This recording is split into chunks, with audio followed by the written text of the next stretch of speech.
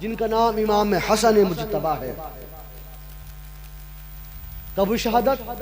28 सफर को इसी महीने।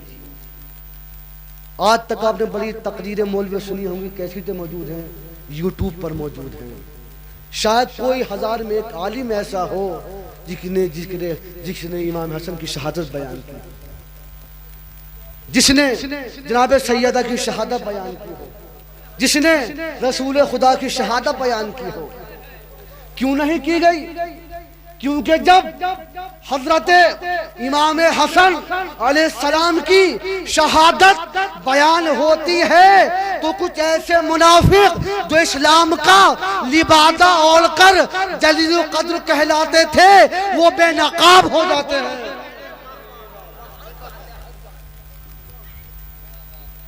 वो बेनकाब हो जाते हैं। इस वजह से शहादत इमाम हसन को मख्फी रखा गया, छुपाया गया। लोग कहते हैं कि हमने जब इमाम हसन ने सुलह कर ली तो हमें कुछ कहने का मौका नहीं है, हम भी इमाम हसन के मौका पर कायम है, सुलह करते हैं। कभी सुलह को पढ़ा भी है? सुलह क्या चीज है? कभी सुलहनामा पढ़ा भी है? सुलह इमाम हसन ने क्या लिखवाई थी? कभी पढ़ने की फुर्सत नहीं मिली और न किसी आलिम को बताने की फुर्सत नहीं, क्योंकि जब बताएगा उसके पीरों की पोल खुलेगी, मुनाफिक खुलकर मैदान में सामने आएंगे। मालूम होता है कि इमाम हसन ने जो सुलह की थी उसके कुछ शराइत थे। मैं मुख्तसर बता रहा हूं ताकि टाइम ज्यादा न हो। क्या शराइत थे सुलह के? पहली शराइत क्या थी?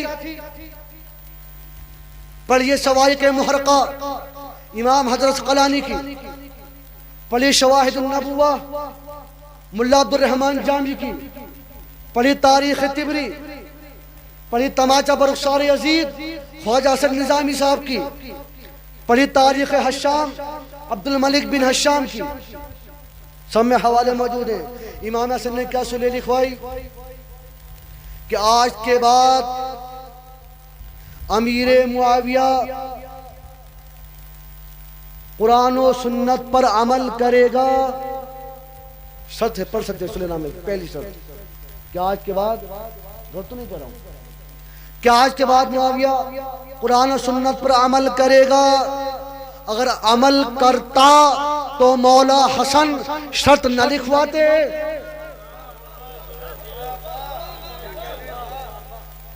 अमल होता तो इमाम हसन सलाम शर्त न लिखवाते कि आज के बाद कुरान और सुन्नत पर अमल करेगा। करता, शर्त न लिखवाते। दूसरी शर्त क्या है? ये फिर हुकूमत खिलाफत नहीं, खिलाफत नहीं। खिलाफत तो हसन के बाद हुसैन को मिली, हुसैन के बाद ज़ैनुल आबिदीन को मिली, फिर इमाम बाकिर के पास आई, फिर इमाम जाफर के पास आई। खिलाफत नहीं, हुकूमत दी थी। वो सखी थे जिसने जो मांगा अता किया। हुकूमत का शेदाई था, हुकूमत दे दी, खिलाफत नहीं दी। क्या शर्त थी? क्या फिर हमारे बाद आप तेरे बाद ये खिलाफत हुकूमत हमारे खानदान में वापिस की जाएगी? ये शर्त क्या थी? कि अली के मुहिब्बीन जहां भी होंगे उन्हें परेशान न किया जाएगा। मालूम होता है परेशान किया जाता था। परेशान न करता मौला हसन शर्त न लिखवाते। फिर शर्त क्या थी? और आखिरी शर्त और क्या थी? बोले अहले बैत जहां भी होंगे उनकी जानो माल को अमा दी जाएगी। मालूम ये हुआ कि उनके जानो माल महफूज नहीं थे, उन्हें परेशान किया जाता था। इमाम हसन ने सुलह लिखवाई, अमीर शाम ने दस्तखत किए कि कुरान सुन्नत पर भी अमल करूंगा, खिलाफत भी तुम्हें, हुकूमत भी तुम्हें वापस दूंगा, मुहिब्बीन अली को परेशान न करूंगा, खानदान अहले बैत पर जुल्म न करूंगा, शर्त लिखवाई, नीचे दस्तखत किए, दस्तखत कर दिए। अरे इमाम हसन की अब जंग को न समझा, इमाम हसन ने उस सुलेनामे पर दस्तखत करवा के उसे इकरारी मुजरिम बनवा दिया। दस्तखत करा के इकरारी मुजरिम बना दिया, क्योंकि तोड़े हैं तेरी सुलह ने बातिल के हौसले, तोड़े हैं तेरी सुलह ने बातिल के हौसले, तूने कलम से काम लिया जुल्फ़िकार का।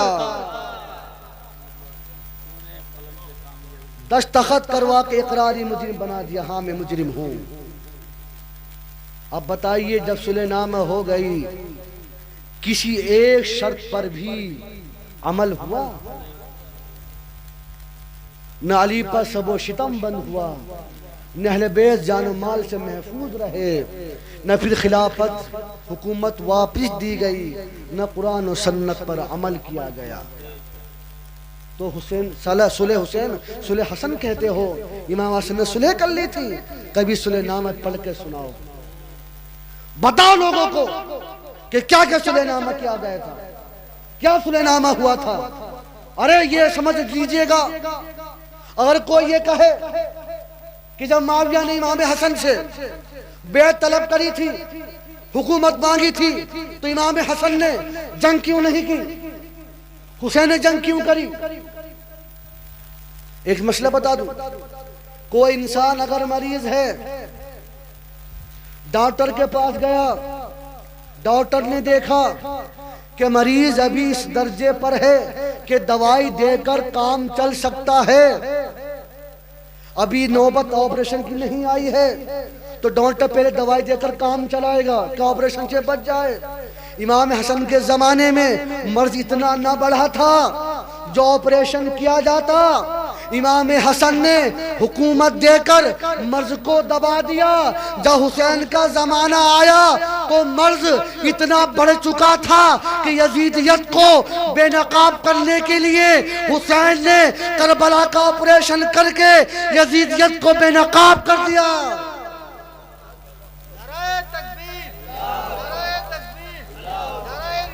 या रसूल अल्लाह, रसूल अल्लाह, या हुसैन, हक हुसैन, हक हुसैन। क्या समझा? मर्ज नहीं पता आदमी आज फजल जमाने में क्या ऑपरेशन किया जाए। लिहाजा अब वो साथ भी आई, किताब मौजूद है ख्वाजा हसन निजामी साहब की। अब आप सोचते होंगे कि रोज़े रसूल में सिद्दीक़ अकबर भी मदफून हैं, उमर फारूक भी मदफून हैं, इमाम हसन मदफून क्यों नहीं? वो तो औलाद है। जबकि इमाम हसन की वसीयत थी कि मुझे नाना के पहलू में दफन किया जाए। जब वसीयत थी तो इमाम हुसैन ने वसीयत पर अमल करते हुए हसन का जनाजा जब रोज़े रसूल पर लाया गया, इतनी योरिश हुई। अभी हमारे नौशाद भाई ने शेर पढ़ा था कि हसन का कफन खून में तर था। अरे कितना मजलूम है हसन। जब मौला हुसैन ने इजाजत तलब करी दफन होने के लिए, इजाजत न दी गई, और यह जुल्म हुआ कि तीर अंदाजी शुरू हो गई। कई तीर इमाम हसन के जनाजे में पेवस्त हो गए, जिससे आपका कफन मुबारक सुर्ख हो गया। आप दुनिया में देखें, जब जनाजा घर से निकल जाता है फिर घर में दोबारा वापस नहीं आता। अरे ये इमाम हसन का जनाजा था, घर से निकला, नाना के रोजे पर पहुंचा, कफन में तीर लगे, फिर जनाजे को हुसैन ने घर में वापस ले गए, दोबारा कफन दिया गया। इमाम हुसैन ने मसलिहतन फरमाया कि मैं भैया को दफन करने के लिए नहीं, नाना को सलाम कराने के लिए लेकर आया हूं, और जन्नतुल बकी में दफन करा दिया। अरे तारीख का मुताला कीजिए। हर महीने हम अपनी मस्जिदों में 11वीं शरीफ करते हैं। कम से कम एक साल में एक बार इमाम हसन की भी कर लिया करें। वो भी गौस पाक के जद्दे आला है, गौस पाक के जद्दे अमजद। देखिए हर महीने 11वीं शरीफ कर रहे हो, तुम पक्के सुन्नी हो। इमाम हसन का तुमने तकरीब शुरू कर दी, तुमसे बड़ा शिया कोई नहीं। अरे ये क्या है? हजरत पी नसीरुद्दीन नसीर गिलानी रहमतुल्लाह ताला अलैह का शेर है। आप फरमाते हैं, तू कहां और कहां, तू कहां और कहां तेरा वो अमीर शाम,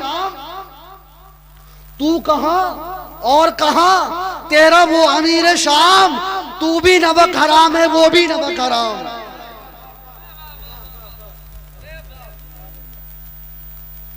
जिस घर की सखावत से पले उन्हीं पर ज़ुल्म जबर किया। अरे वो इमाम हसन, जब आप दुनिया के सैयदों की फहरिस्त बनाएंगे तो सबसे पहला जो नाम आएगा वो इमाम हसन का आएगा। वो इमाम हसन जो सूरह कौसर की पहली तफसीर है, वो हसन जो अली का जानशीन है। हुसैन तीसरे इमाम है, हसन दूसरे इमाम है। अली के जानशीन हसन, हसन के जानशीन हुसैन। अली की दस्तार इमाम हसन के सर पर आई, हसन की दस्तार इमाम हुसैन के सर पर आई। आज हमने बिल्कुल उनका चर्चा छोड़ दिया, उनके जिक्र को ही छोड़ दिया। उनकी महफिलों में जिक्र करना पसंद नहीं करते, गवारा ही नहीं करते। और नवासे दोनों हैं। ये वो नवासे हैं, अगर ईदैन की नमाज में 6 तकबीरें पहले कह दे तो रब पे यहां से हुक्म आ जाए कि कयामत तक जब तक नमाजें ईदैन होती रहेगी 6 तकबीरें जायद होती रहेंगी।